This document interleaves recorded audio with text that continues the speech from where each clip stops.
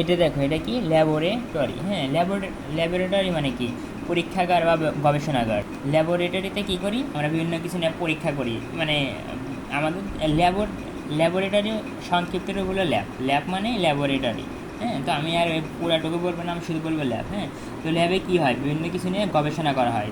পরমাণু নিয়ে গবেষণা করা হয় বা বিভিন্ন কেমিক্যাল হাবিজাবি নিয়ে গবেষণা করা হয়।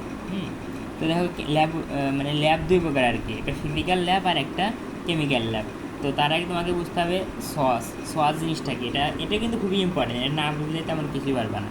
সোয়াস কি, সোয়াস বলতে একটা স্যাম্পল, মানে সোয়াজ বলতে কী বোঝায়, সোয়াজ বা স্যাম্পল একই জিনিস। সোয়াজ বলতে বোঝায় ফ্যাব্রিকের ছোটো একটা টুকরা, ফ্যাব্রিকের ছোটো একটা টুকরা। মনে করো তুমি দেখলে না ফ্যাব্রিক রোল, কত অনেক বড় ফ্যাব্রিক, তাই না? ওখান থেকে তুমি ছোটো একটা অংশ, একদম পিচ্ছে একটা অংশ কেটে নিলা, তাহলে ফ্যাব্রিকের ওই অংশটুকুই আমি বলছি সোয়াজ। হ্যাঁ, মনে করো দেখো এই ব্যাগটাকে মনে করো আমার ফ্যাব্রিক, এই ব্যাগটা হলো আমার একটা ফ্যাব্রিক মনে করো। হ্যাঁ, এটা হলো আমার ব্যাগ, এই ব্যাগটা হলো আমার ফ্যাব্রিক, অনেক বড় একটা ফ্যাব্রিক, তাই না?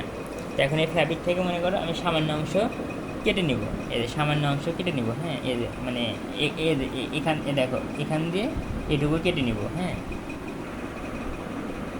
খেয়াল করো আমার কত বড়, অনেক বড় একটা ফ্যাব্রিক। এই ফ্যাব্রিক থেকে আমি এই যে সামান্য অংশ কেটে নিলাম, এই ছোটো অংশ, এই ফ্যাব্রিকের এই ছোটো অংশটাকে বলতেছি আমি সস। এটা হলো আমার সস। এখন দেখো এটা কোন রঙের সস, সস বলো তো, লাল রঙের সস। হ্যাঁ, এখন এই দেখো আমি এটুকু সস দিয়ে কী বুঝবো, আমি বুঝবো যে এই সস দ্বারা কী বুঝতেছি যে অনেকটা বড় ফ্যাব্রিক ছিল, মানে কী কালারের, লাল কালারের ফ্যাব্রিক ছিল। তার মানে সসটা কি, পুরো একটা ফ্যাব্রিককে কিন্তু রিপ্রেজেন্ট করে, মানে পুরো একটা ফ্যাব্রিকের বৈশিষ্ট্য প্রকাশ করে দেয়। হ্যাঁ, মানে এটা যেমন দেখতে, এটা ছোটো একটা অংশ, তাই না? ছোটো অংশ দ্বারা বুঝবো যে বড় অংশ ঠিক এরকমই, অর্থাৎ এটা লাল রঙের, তাহলে বুঝবো যে বড় ফ্যাব্রিকটা আছে, ওই ফ্যাব্রিকটা আসলে লাল রঙের। এটা যদি নীল রঙের হতো তাহলে বুঝতাম আমি এই জিনিসটা বড় একটা নীল ফ্যাব্রিক থেকে কেটে নিয়েছি, তাই না? তার মানে সোয়াশ দ্বারা আমরা বুঝি যে সোয়াশকে একটা ফ্যাব্রিকের ছোটো অংশ, আর এই সোয়াশ দ্বারা আমরা বুঝি যে আসলে বড় জিনিসটা কেমন ছিল। তার মানে সোয়াশটা পুরো জিনিসটাকে রিপ্রেজেন্ট করে, এর হলো সস। সস হলো কি, ফ্যাব্রিকের ছোটো টুকরা বা অংশ। তো দেখো এটা হলো আমার সস। এখন একটা কথা, বায়ার কীভাবে অর্ডার দেয়, মানে মনে করো বায়ারের বাসা তো মনে করো অনেক বিদেশে, চায়না, তারপরে মানে চীন, জাপান, অনেক দূরে দূরে, তাই না? তো বায়ার কেমনে অর্ডার দেবে, মনে করো বায়ার হলো তোমার কাছ থেকে লাল রঙের 5,000 কেজি ফ্যাব্রিক নেবে, 5,000 কেজি ফ্যাব্রিক নেবো লাল রঙের। তার মানে কি, তোমাকে বলতেছে তুমি আমার একটা লাল রঙের ফ্যাব্রিক, মানে লাল ডাইং, মানে তুমি একটা লাল কালার ফ্যাব্রিক দিবা, মানে ডাইং করে, মানে মনে করো ফ্যাব্রিকটার সাথে থাকে, তোমার থেকেও লাল কালারের একটা ফ্যাব্রিক চাচ্ছে, কত, 5,000 মনে করো কেজি, কয় হাজার কেজি, 5,000 কেজি ফ্যাব্রিক চাচ্ছে। এখন লাল রঙে চাচ্ছে, তুমি ডাইং ভালোভাবে না পারো, তুমি তো ঠিক মতো লাল করতে পারবা না, দেখা গেলো লাল চাইছে, তোমার ভালোভাবে লাল হয় নাই। হ্যাঁ, তো বায়ার তখন কী করবে, তো বায়ার অর্ডার দেওয়ার জন্য কী করবে, বায়ার নিজে তোমাকে একটা সস দিবে, এরকম একটা সস দিবে, যে এই যে এরকম একটা সস পাঠিয়ে দিবে। তোমাকে কী করতে হবে, এই সসের যে কালার, ঠিক এই কালারেই তোমাকে ফ্যাব্রিক বানাতে হবে। হ্যাঁ, এখন বায়ার তোমাকে এই সসটা পাঠালো, এখন তোমাকে কী করতে হবে, এই অনুযায়ী তোমাকে কী করতে হবে, ফ্যাব্রিক ডাইং, মানে ফ্যাব্রিককে ডাইং করতে হবে।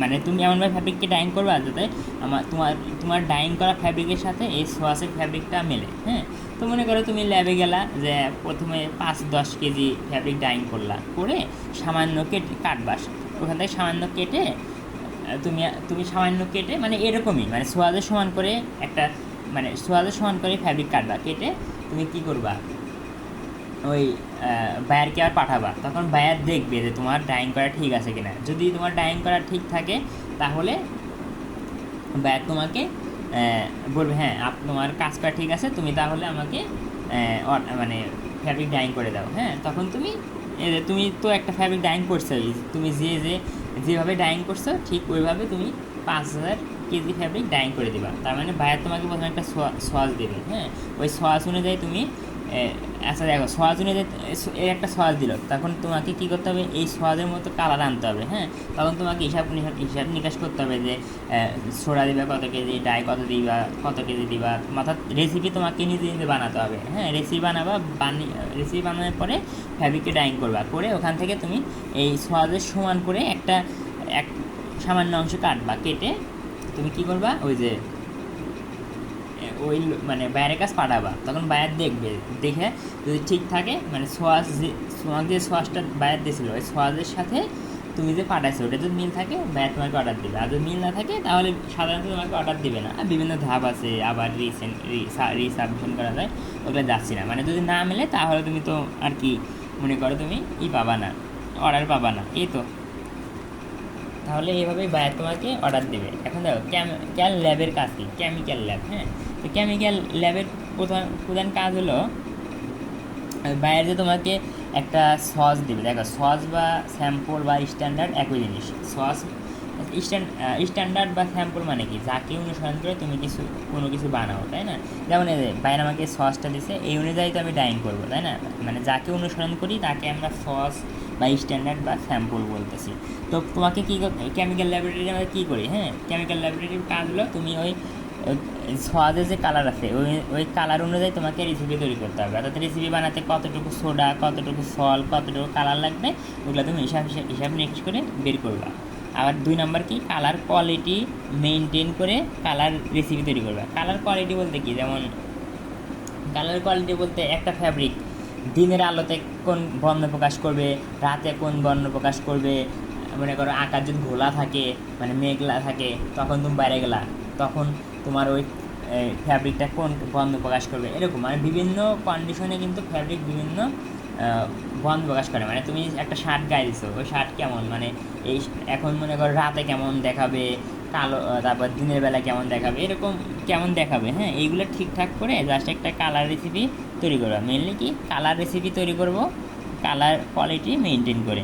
তারপরে এটা মুখস্থ লজিক্যাল টেকনিক্যাল তথ্য দিয়ে বাল্ক ডাইং প্রোডাকশনকে সাহায্য করা।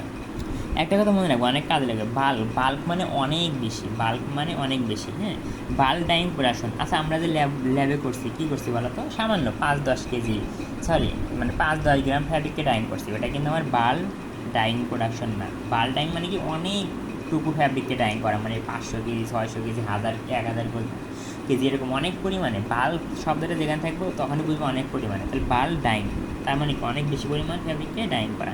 এখন দেখো, মনে করো যে তুমি মানে শুরুতেই 500 কেজি ডাইং করছো, 500 কেজি ফ্যাব্রিক ডাইং করছো মেশিনে।